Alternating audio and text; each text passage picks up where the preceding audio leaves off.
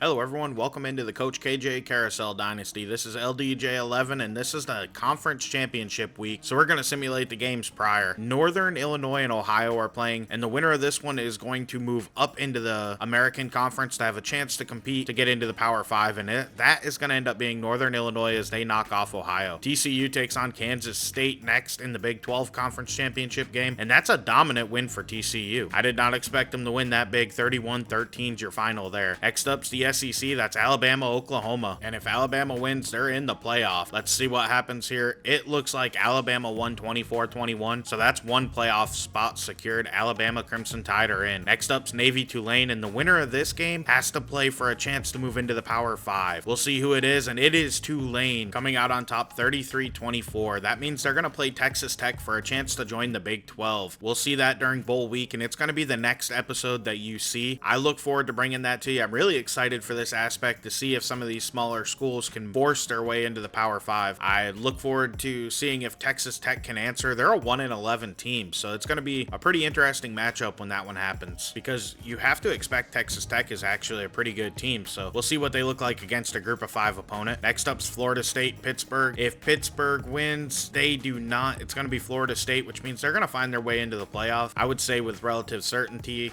a 12-1 ACC champion is probably going to be in. 37-13's that final. That was a dominant win as well. So now we're on to the Pac-12. It's Utah and Washington. If Washington wins, they're in the playoff. And they do. It's 31-17 Washington, which means we pretty much have 3 playoff spots secured, with Florida State, Washington, and Alabama all getting in as we enter Lucas Oil Stadium to take on number 1 USC. A loss here could really hurt our chances of getting into the playoffs. Like I said, Florida State, you might be able to make a debate depending upon how this game goes. If it's a close loss for either Penn State or USC, I think they could still get into the playoff over Florida State. But if this game isn't close on either side, I'm pretty sure Florida State's going to be in over us or over USC. So we'll have to see what happens in this one. But USC goes down the field quick and takes a 7-0 lead as Bo Pribula leads Penn State out onto the field here against USC. And he's going to throw it to open this game, and he throws a pick to Bullock. That is terrible. How does that happen? That's the first play of the game on offense, and we're setting ourselves up in trouble. It's 7-0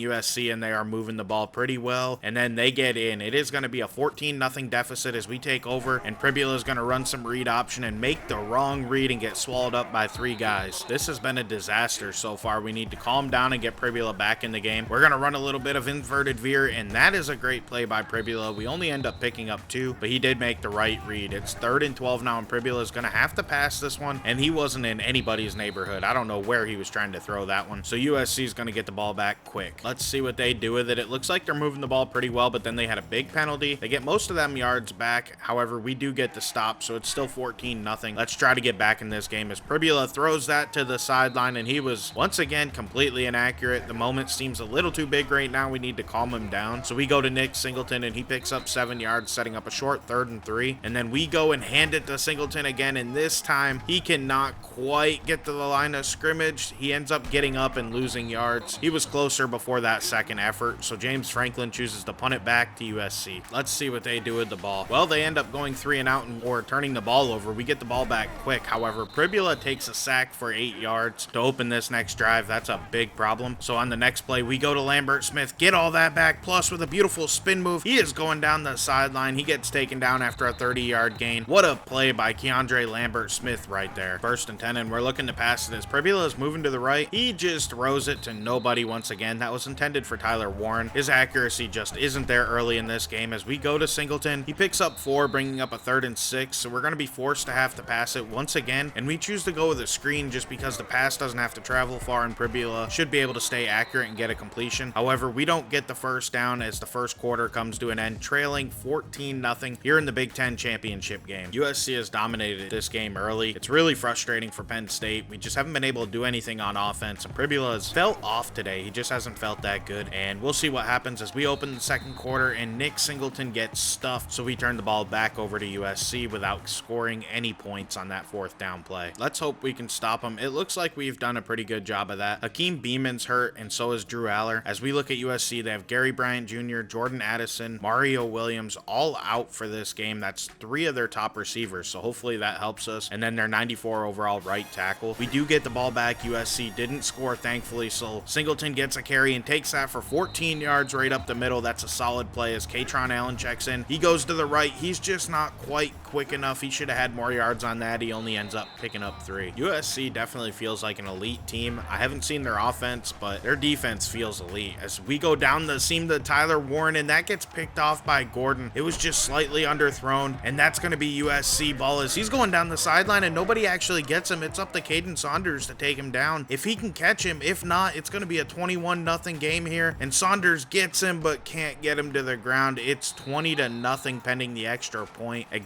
Marion Gordon took that back for a pick 6. What a play by that young man. It is 21-0 as we take back over, and we're looking to pass it again as Pribula throws it to the right, and that's picked off by Jackson underneath. Is this going to be back-to-back pick 6s? Oh no, it is. It is 27-0 USC here at the beginning of the second quarter. I don't know what is going on today, but nothing good is happening. It is 28-0 as we take back over and hand the ball to Kaytron Allen. Somehow this game has become a little bit dire already. Aller picks up 6 on that play. I thought it was a little bit bigger play than that. On second down, we go to Kaytron Allen again. He cannot get the edge. He only picks up 1, bringing up a 3rd and 3, and it's critical that we convert this. Pribula's on the move out to the right, and he's just going to tuck it and get that first down and slide down just shy of the 40-yard line. That's a great decision by Beau Pribula. He's looking to pass it now, and he goes down the seam again to Tyler Warren, and that's picked off. What is going on today? Every bad decision we've made seems to have happened today. That's 4 interceptions, and we're not even like halfway through the second quarter in this game. Let's see if USC answers. Luckily, they don't get any points on that, so it's still 28-0. Pribula back to pass again, and he throws another pick straight to Marion Gordon. What the heck, man? He's lost all confidence today. That's 5 interceptions. This is ridiculous. It's 35-0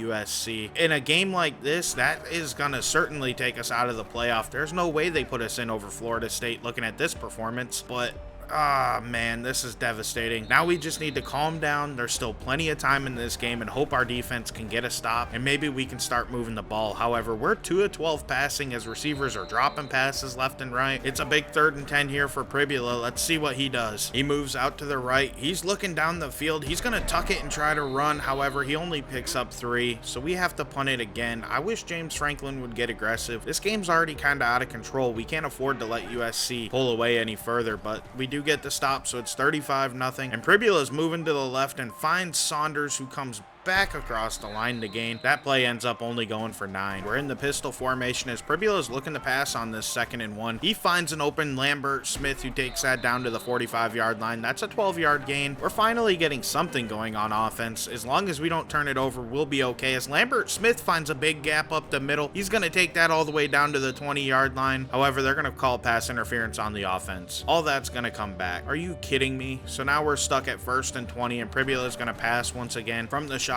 in empty formation. He throws it down the seam to Liam Clifford, and he's going to take that down to the 30-yard line. That's a 27-yard gain, and we're passing it again on 1st and 10 as Pribula's looking around the field. He can't find anybody, so he tucks and runs, and he's going to get the first down and slide down at about the 16-yard line. That's a perfect play from our quarterback as we run play action off of Nick Singleton. Pribula goes to the wrong side, though, and that pass was inaccurate. He was trying to check it down to Tyler Warren. So on 2nd and 10, we go to Nick Singleton, and he only picks up 2 yards. So it's now 3rd and 8, and Beau Pribula got hurt on that last play, so Kyle Beach has to check in for this important 3rd and 8, and he's gonna find Wallace the third open all the way down to the 2-yard line. That's a big 12-yard gain, and Pribula is gonna have to sit out for a little bit. However, he will return to this game, and Singleton's gonna go in and get us our first points of the game. It is 35-7 as we are getting close to halftime. This has just been a disaster. I'm ready for this half to be over. Let's see if USC gets any points before halftime. I don't think they will, but you just never know with the way this game's gone. We do hold them out as we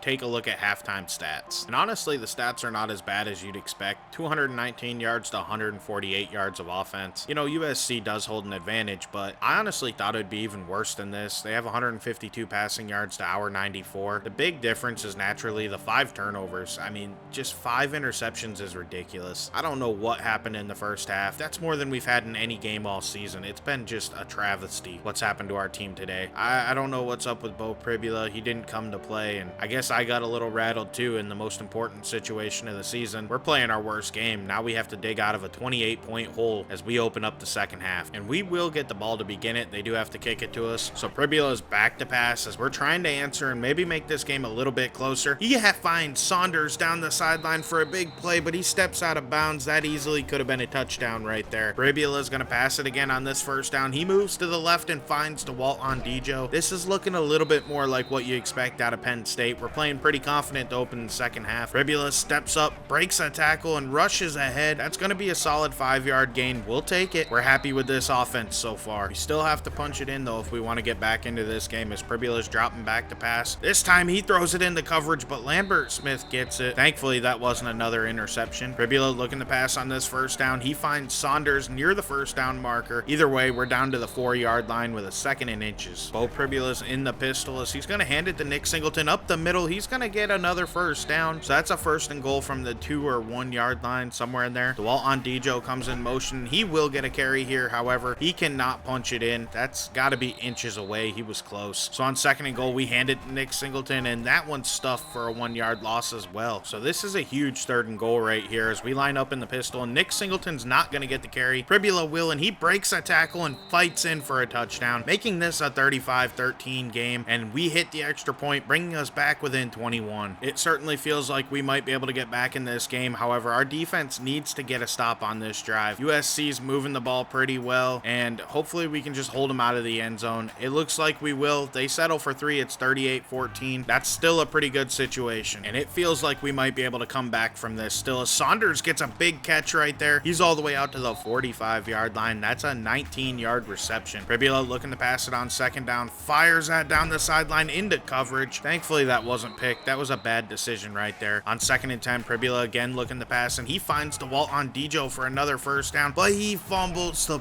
ball. Wright's gonna recover that. If that stands, we're in big trouble, and our hopes of coming back are over, as that'll be our 6th turnover of the day, and it does stand. Now we need to try to keep USC out of the end zone. This is just bad. USC's moving the ball well, and they do get in. It's going to be 45-14. We still have time, and we still have the 4th quarter, but this game's just out of hand. I don't see us being able to come back. And then look at that play by USC's corner. That was amazing. I really wish he didn't make it, but on 2nd down, we are going to pass it again with Pribula. This time, he's firing it deep, but he's undercut again. Are you serious? Wright picks that one off. I mean, this is just terrible. Hopefully we can get him down. Luckily, Nick Singleton does. That is 7 turnovers and 6 interceptions as we end the 3rd quarter. 4th quarter is coming, and USC does have the ball. They end up settling for a field goal, making it 48-14 as we get the ball back. At this point, we need to try to make it a little bit closer in this in hopes that somehow we can get into the playoff. I don't see it with a big defeat like this, but let's see what Pribula can do as he's trying to march us down the field. He finds Saunders. That's a 1st down right there. We'll take it. Dropping back to pass on this 1st and 10. Pribula, he's moving around a little bit, and he throws it into coverage. Luckily, that one was just swatted down by Kyer Wright. I wish we had a little bit more QB depth. I'd have felt comfortable pulling Pribula earlier in this game if we did, but without Drew Aller being healthy, I couldn't break my rule and put him out there as badly as I wanted to. It's 3rd and 15, and Pribula just throws it into coverage, and that's Xmarion Jordan again picking it off. So that makes 7 interceptions for Beau Pribula in this game. He's got almost all of his interceptions on the season in the last 2 games. I would say at bare minimum, half of them have happened in these last few games. So we pull him finally and put Kyle Beach in the game. His first pass goes to Tyler Warren down the sideline. That's a solid play. He takes it to the 35 with a 29-yard reception. However, it's too little too late. So we're just seeing what Kyle Beach can do as he gets hit and releases that to Lambert Smith. That's a beautiful throw. We'll take it. That's an 11-yard gain right there. He's playing with a lot more confidence than Beau Pribula did, but I guess 7 interceptions will do that to you, as he finds Tyler Warren right there, and he gets in for a touchdown. It's 48-20. This game's still over, but we're happy to see us get some more points on the board at 48-21 now with just over 4.5 minutes left in the game. Let's see if USC can get any more points. We hope not. And we get the ball back with 4:19 left. We still, I guess, have a chance. It doesn't seem realistic, but, you know,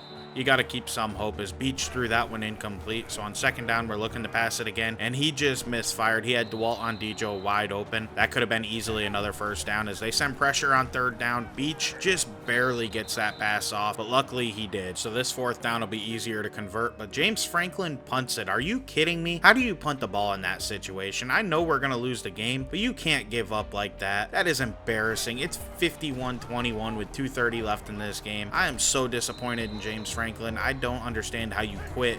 I know it's over, but man, you got to at least try. So we're looking to pass it here on 2nd and 5, and Kyle Beach finds Tyler Warren. He will get a first down with a 5-yard pickup there. We're just running out this clock, putting up stats and getting reps for people. Kyle Beach throws that one almost into another USC player's hands, but thankfully that didn't happen. So on 2nd and 10, Kyle Beach is moving around in the pocket. He finds Keandre Lambert-Smith going down the middle of the field. He'll take it to the 45-yard line. That's a 20-yard pickup and a solid gain. And then we go quick to Saunders, and he's going to get another first down. I guess they'll call it 2nd and inches on a 10-yard gain. I will say Kyle Beach is playing with a lot of confidence. I wish I would have pulled Bo Pribula earlier, because he was just off today. I could tell from the beginning, as we find Lambert-Smith for 7 yards there. On 1st and 10, Beach is back to pass, standing in the pocket. He's feeling pressure. He just throws it, and he finds Lambert-Smith open, and he goes out of bounds at the 8-yard line. That's another 19-yard gain and a 1st and goal. Kyle Beach is looking to pass it here on 1st and goal. He throws it to I thought he was open. Saunders was not open. That was an interception by Nate Martin, a true freshman linebacker, and that'll seal our fate. There's no way we can do anything more in this game. USC is going to win the Big Ten, and they're going to secure their ticket as the #1 seed in the college football playoff. It sucks. Washington's going to end up being number 2, I could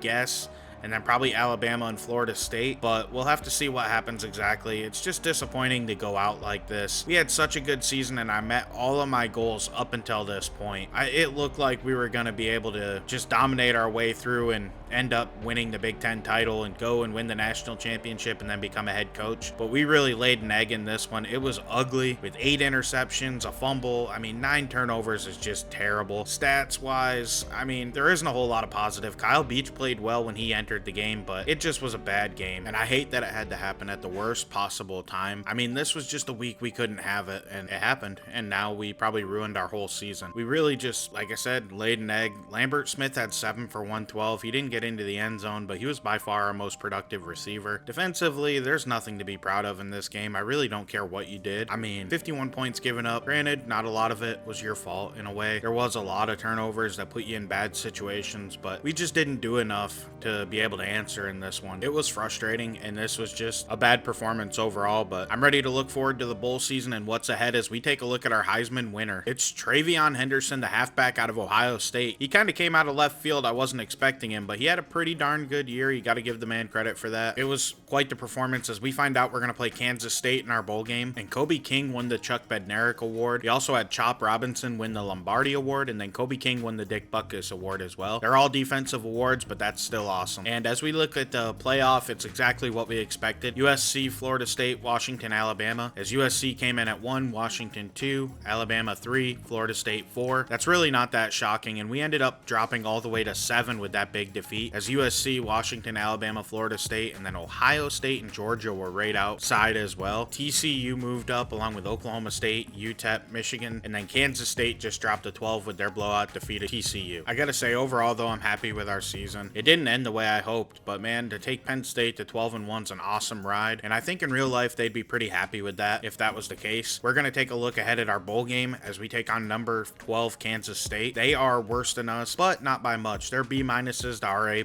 so it'll be a pretty good game, I believe, and I look forward to taking them on. I think we can beat them, and we're gonna end our time at Penn State strong, as we are gonna end up becoming a head coach in the offseason. But our next episode's actually gonna be focused around the conference relegation teams. We're gonna see Texas Tech taking on Tulane to see who can stay or move into the Big 12. But this is LDJ11. I'd like to thank you for watching. Please like and subscribe, and I'll see you in the next one. I'm out.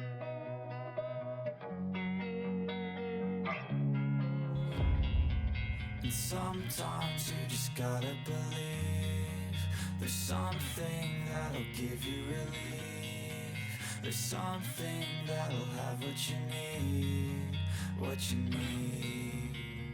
We're broken, it's tragic, we're not all elastic, but maybe there's magic. But